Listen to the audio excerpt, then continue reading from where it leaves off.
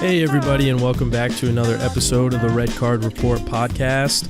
I'm Dylan Ponte, and as always, I'm joined by Rui Pereira and Joe Capuano. Hey, fellas, how you doing? I'm doing pretty good. My heart hurts from this afternoon. I was just about to say we've got a very good episode because we're going to review the second leg matches of the semi-finals for this year's Champions League, and what an eventful 2 games it has been. Batshit crazy, more like it. Yeah, absolutely insane. You were being polite, sorry. Yeah, no, barn burners. Both of these games, absolute barn burners. Phenomenal games. Where do we start? Talk about like 2 of the absolute worst ways to go out. Yeah, I mean, football match. They're like 2 the absolute different worst ways. ways. Yeah, they're like 2 of the worst ways. You're right, because we have Ajax and then we have Barcelona. We'll get into that, right? Yeah, I mean, Ajax was just literally just seconds away from going to the final, and Barcelona, I don't even know how the hell you can do this again. I don't your know face says it already. I don't know how that's possible. You have Messi on your team, you have Luis Suarez, you have Piqué, you have Ter Stegen, and I don't even want to fault Ter Stegen, but it's just mind-boggling. Well, do we want to start at the very beginning? Yeah, might as well. We'll start right at the very beginning. That's what I like to do. I like to start everything from. Yeah, very so I'll back it up. We won't review the first leg matches, but I'll just give a quick breakdown of the scores. So in the first leg, Ajax and Tottenham played. Ajax walked away with a 1-0 victory over Tottenham. And in the first leg of the other semifinal match, Barcelona and Liverpool, Barcelona walked away with a 3-0 victory over Liverpool. Yep. So turning things around to this week's games, we had Liverpool. The first game of the week yesterday was Liverpool versus Barcelona. And Liverpool is the home team, down 3-0 on aggregate. They end up walking away with a 4-0 victory over Barcelona to knock Barcelona out of this year's Champions League. A major, major upset. Yeah, you were borderline speechless there for a second, Dylan, because I know I was. No, I mean, Liverpool started early, too, with Origi. I think, is that how you pronounce his name? We'll say scored it that way. Scored in the 7th minute. And then the game, I don't want to say the game slowed down a lot, but it was, in terms of goals, it was kind of uneventful for a little while, for the rest of the first half.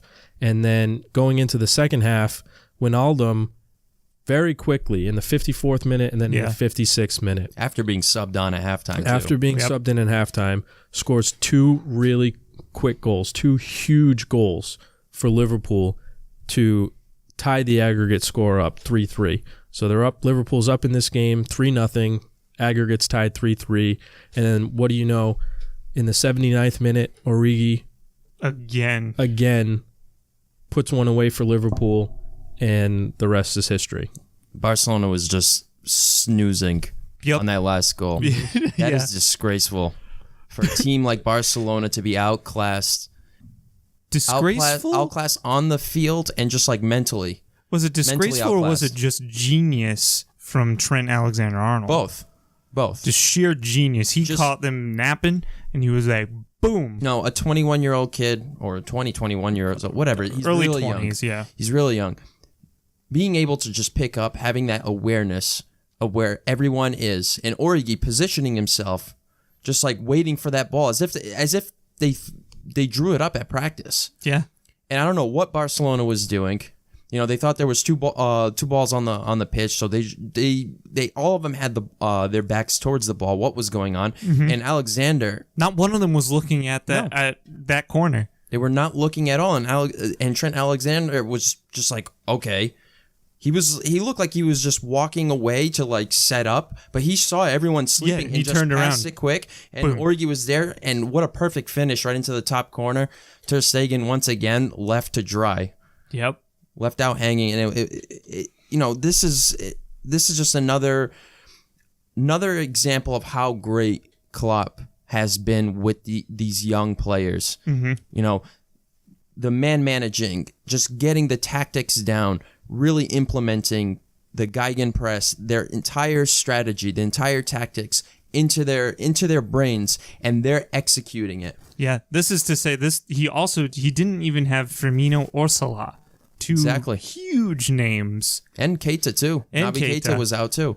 So yeah, like you said, to really be able to huge put up credit to him. to be able to put up that type of offensive performance, missing your top offensive players, is amazing. You know what I mean? That's an incredible story for Jurgen Klopp and for this Liverpool team, especially considering who the opponent was. Yeah. You know what I mean? Because it's not like Liverpool put up all these goals against some scrum team, some bottom of the table team or whatever.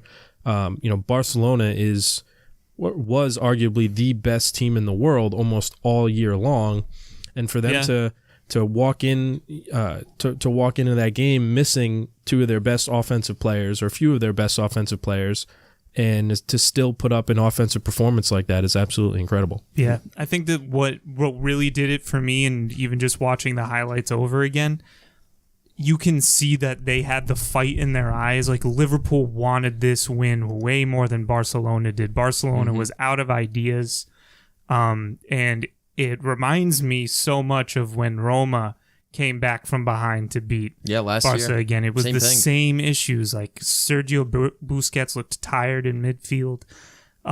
Just like they were overwhelming. Yeah, the Gegenpress really caught up to them. They had absolutely no flow. Even in the second half of last game, the first leg, though Barcelona somehow managed to score 2 goals, the Gegenpress was really hurting them, and you can see that they weren't playing their short passing game wasn't really working, and they were really forced to play long, which is very unusual for a team like Barcelona. Yeah. And in the first leg, they didn't even have the majority of the possession, which is another rare thing to see. And this game was a little bit different. They did maintain possession, but they couldn't do much with it.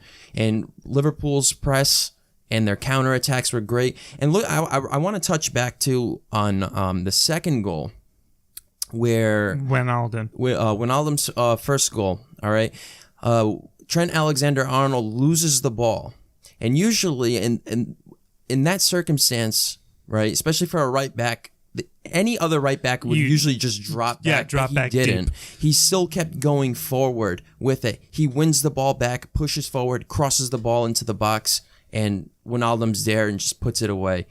It's that mentality. It's whatever Klopp is doing to get these guys on the same page. It's like they're like a military. Yeah. They all know what everyone else mindset. Is doing. They're just like trained to do this, like go after the ball constantly. Do not give space to the opponent. Mm-hmm. And it worked. Yep. Jordi Alba was absolutely outclassed in this game. Oh, total 100% agree. Yep, he was, and I mean Coutinho and everyone else who was nowhere to be found that game, right? No one else. Messi. Yeah, what a disappointment Coutinho has been. Yeah. A waste of 40 million, 50 million. Yeah. I don't know. It's a ridiculous number. Crazy amount of money. And look at this. He left Liverpool. Because he felt that he needed to go somewhere else to win a Champions League. And this is ironic. The second season without him. Mm-hmm. And they've made it to the finals twice. Both times. So let me ask you both this question, because it literally just popped into my head. Do we think that Barcelona are relying too much on individual talent now? Like, they were always a team, you know what I mean? Like, they would play as a team, they would win as a team.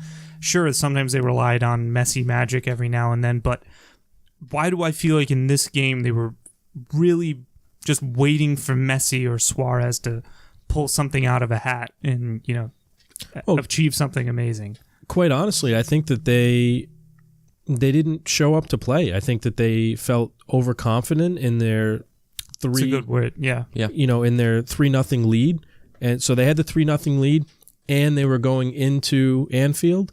So them knowing that, if they put one away, they have that they have the away goal on, So I think just overconfidence is what led to this awful performance by them in the second leg. They just didn't look like they were they didn't look like they showed up to play. And that last goal at the very end was a perfect example of their entire attitude for this second leg. Like, don't get me wrong. I'm not like blaming Messi or Suarez because the whole team was piss poor, but I just felt like they were waiting for Messi to do something. I think their midfield lacks athleticism. I mean, they're older. They're getting older. They're not as physical. They're not tactically aware as the previous midfielders that they've had in the past, where obviously Iniesta and Xavi and even Fabregas, when he was at Barcelona, they're not the most athletic guys. They're not the most physical guys, but these are, especially Iniesta and Xavi, they are like once in a generation type of players. And when you have two players that are like that can connect well and control the game at any time they can or they want, they can create anything out of something. Yeah.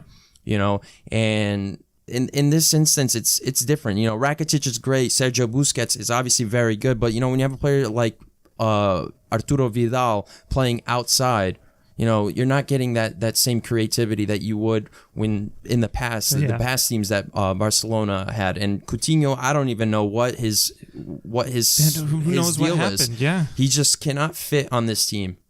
And he even took Coutinho off and he put on Semedo. Yeah. So just like even tactical mistakes by Valverde. Yeah, but it just wasn't working. And Semedo's been playing pretty well this season.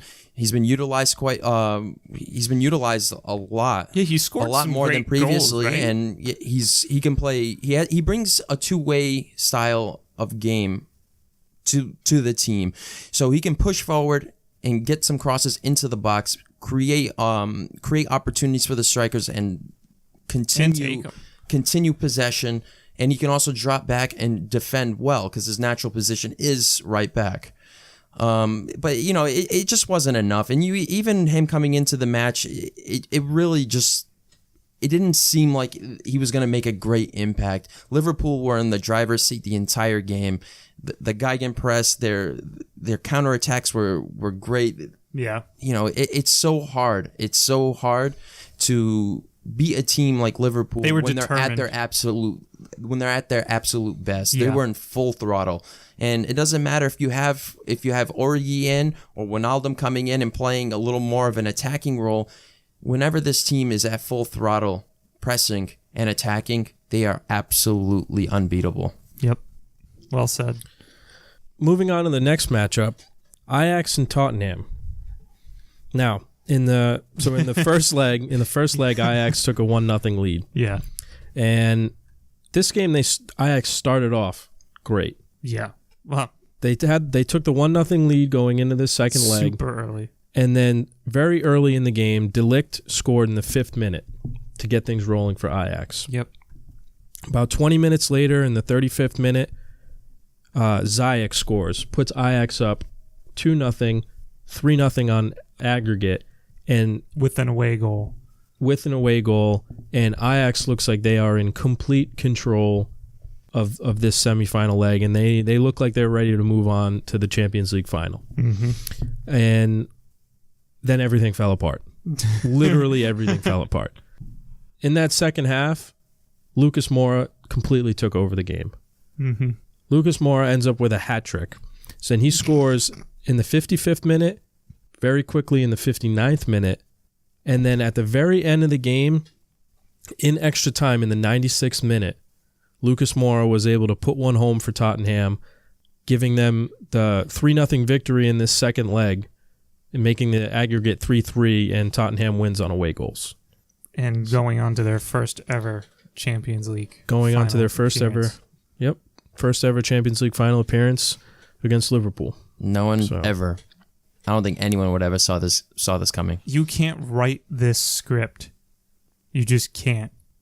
This is impossible stuff. Yeah, I mean, Ajax just looked incredible just going into the semifinals. The first half of the first leg, they were in complete control, and then you saw a turnaround in the second half in the first leg, and Tottenham showed some fight. They showed that they could compete, they could win this game, Unfortunately, they didn't capitalize on their opportunities, and Ajax kind of came out of it luckily with that win, because it could have been 1-1. It could have. When you yeah. have, when you level it off after allowing an away goal, you have that, not an advantage, something. but you have something. You pulled one back. Yeah.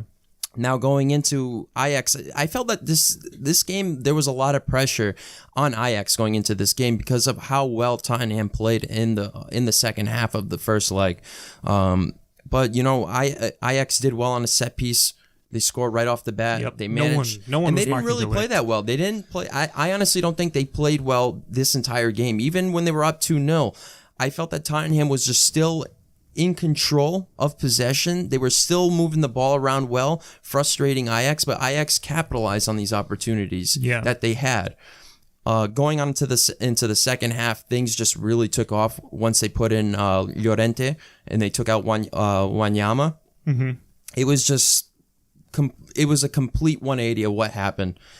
Right after that, there was no stopping Tottenham. Lucas Moura puts 3 away in the second half, and in the most dramatic fashion of all, that 95th minute goal with just no time left. Literally seconds left in extra time. Seconds. Yeah, and you just saw Ajax were just devastated. They were beat. They were devastated, but they were just beat in that second half. They couldn't control possession. They couldn't push forward. They were struggling defensively. There was instances where De Ligt came out huge. Mm-hmm. A couple of times he came out huge. There was a slide tackle right in front of the 6-yard box. Yeah, even saved by the post too.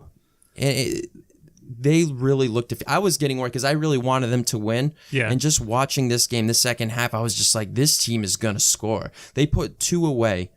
They put 2 away quickly in the 54th, 56th minute, around that time area, and I was just like, they're gonna come back and they're gonna win this.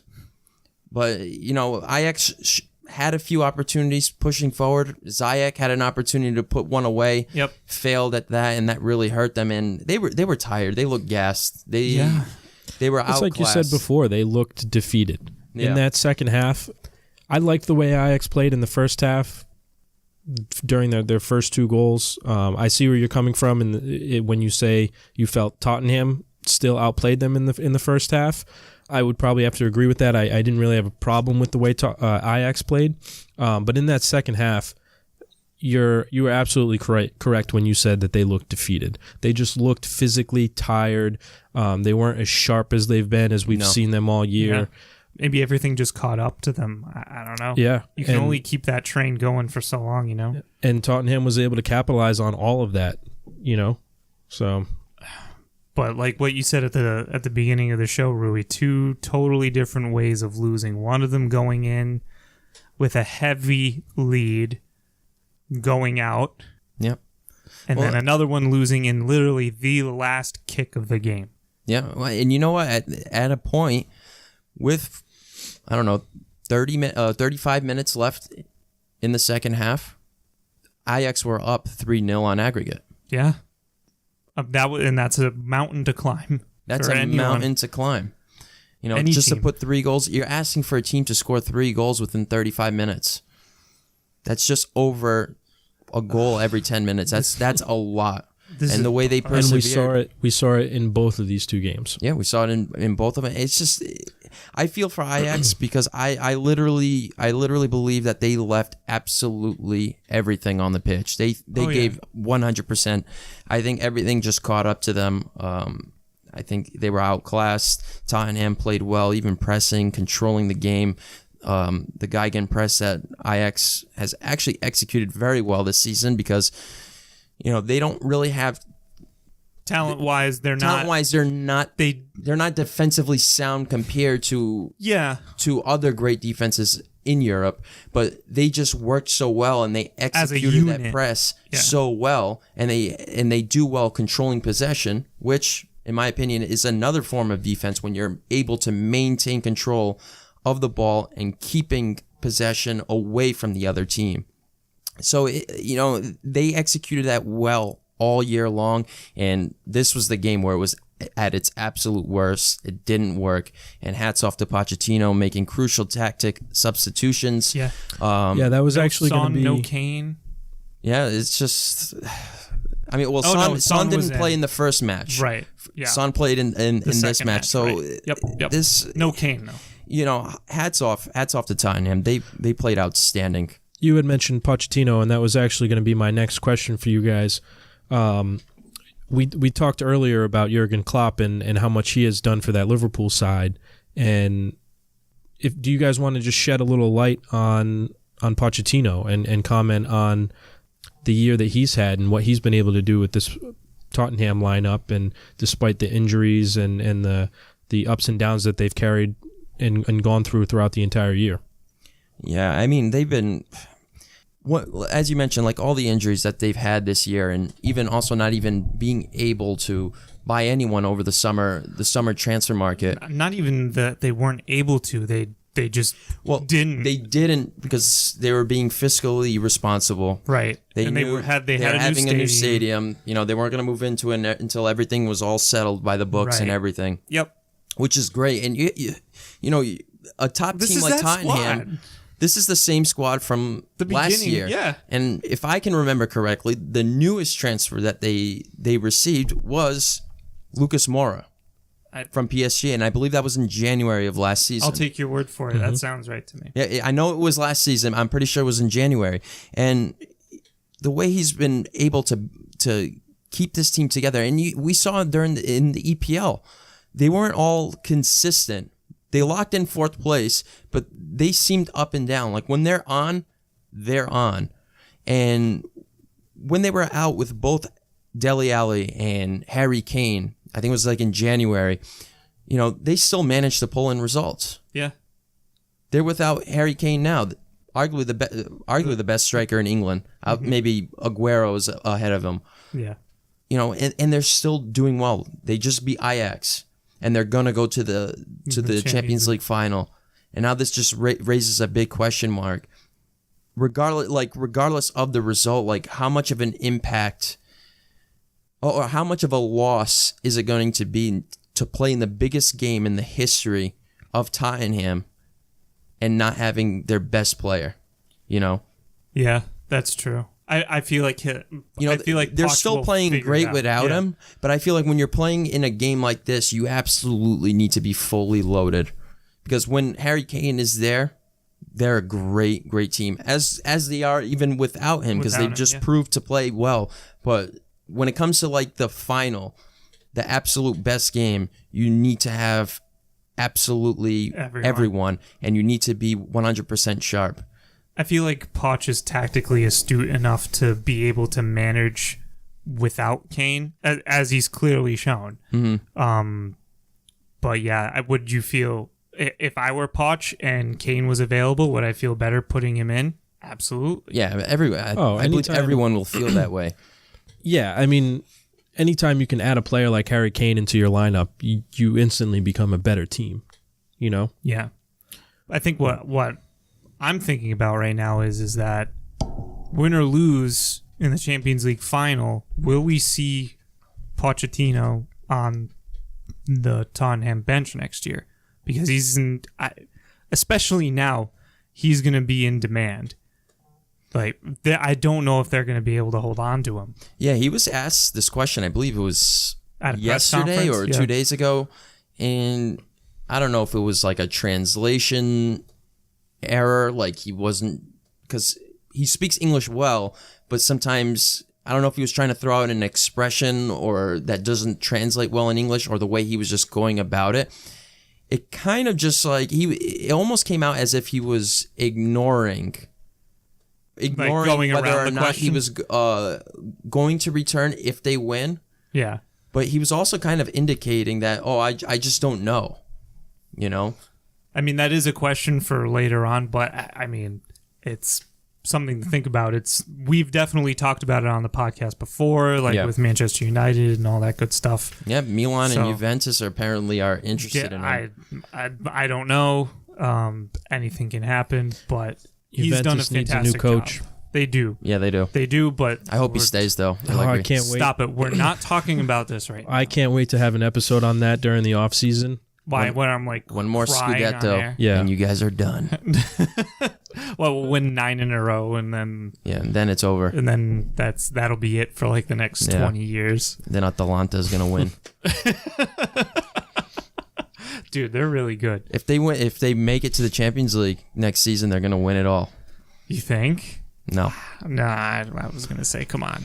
But anyway, all right, guys. Pochettino's done a great job with this squad. Yeah, and also got a shout out to Klopp too. Oh yeah, shout out to Klopp. And Both of them. It's crazy. They're all, everyone is praising these two. They're praising these two coaches. They've done a tremendous job, but they still haven't won a single trophy. So this is almost like the toilet bowl of coaches. Yeah. Who's going to come out on top? One of them is going to win a trophy. Going to win a trophy at the end of this summer, or at the beginning of the summer, I should say. One of them could end up with 2 trophies at the end of this summer. Oh, come on. No, Man City's going to win that title, dude. They could. That's true. And I just want to touch up on one last thing before you go on, Dylan. I truly believe that having a coach, having a project set up, and having a coach for years, to when a board relies the responsibility on one person and not firing a coach every 6 weeks or every year because you have a bad result, is not the way to go about this. I believe in continuity, the Alex Ferguson module, the now Pochettino and Klopp model, that when you have a team built up around a coach, right, it does take time to extract all the talent and the potential of young players. Yeah. It does take time, and a lot of work. Look how long that both of these guys have been together, been at their clubs, and they failed so many times. But look where they are now. They have an opportunity to win. Yep. Yeah, not only all that, but on an intangible level, it shows the players, the fans, everyone. It gives them a sense of stability, because when you're year in and year out changing managers, the players look at that and they're like, well, all right, the front office, the top level management, they don't know what the hell's going on. Yeah, you know what I mean? are we supposed to do? Right. And it's like they starting have no over sense of from scratch again. Right. And every year they're trying to figure out a new system, or every other year, whatever the case may be.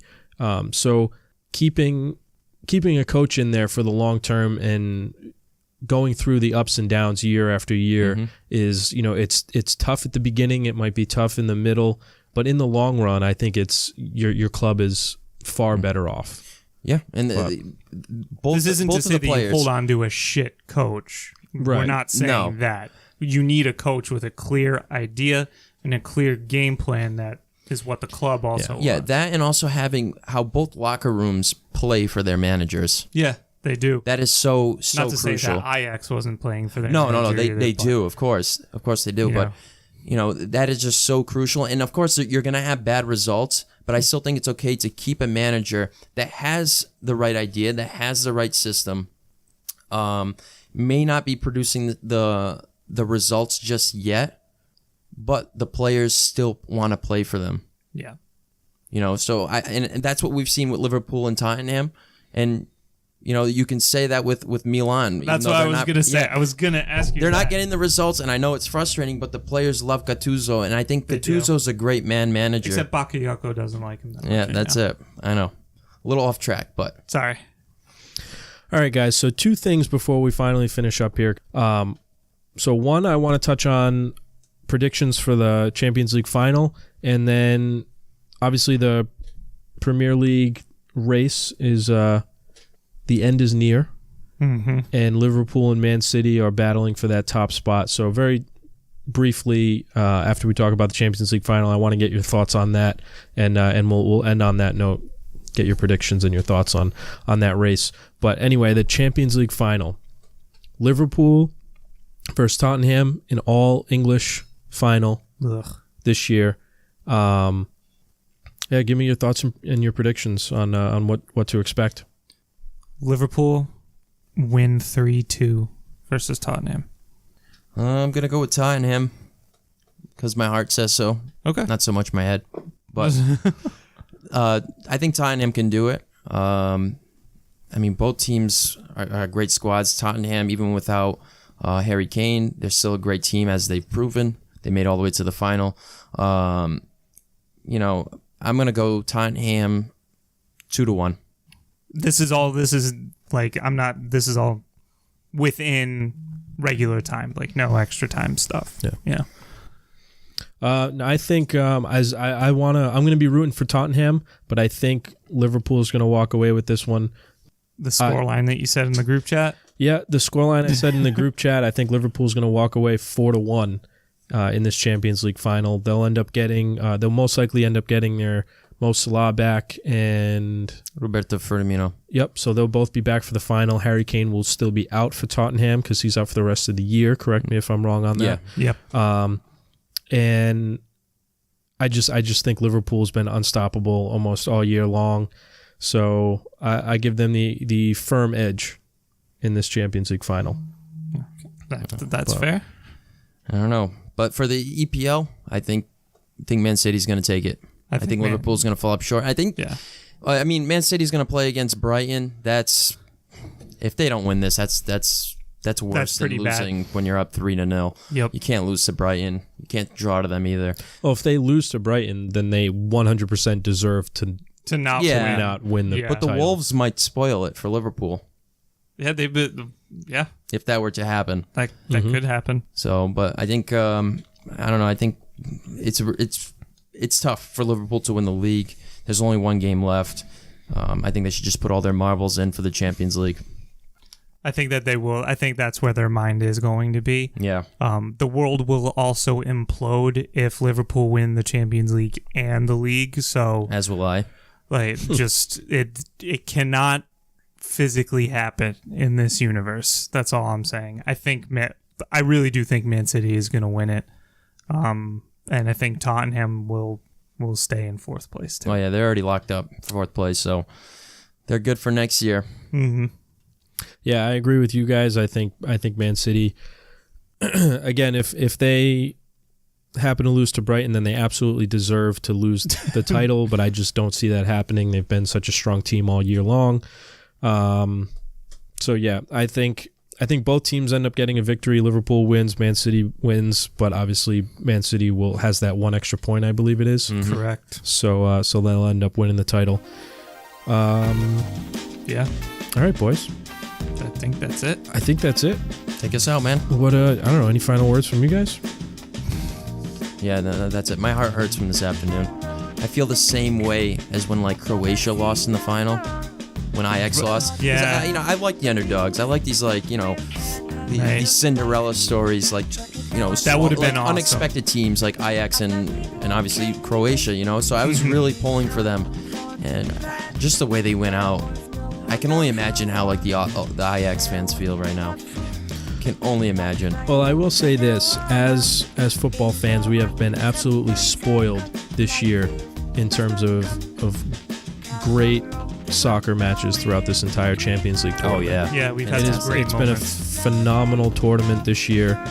Some great, some super stressful and some super intense moments, finishes, all that, and we might need to do an episode on that. I think this Champions League final is going to be no different.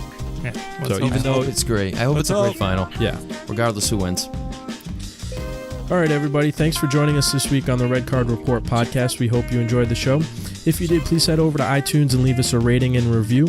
Also, don't forget to hit the follow or subscribe button on any of your favorite podcast apps so you get all the latest updates and notifications and you'll never miss an episode of the show. Lastly, be sure to check us out and follow us on Instagram and Facebook at Red Card Report, and also you can follow us on Twitter at RCR_podcast. Thanks again for listening this week, and join us next time for another edition of the Red Card Report.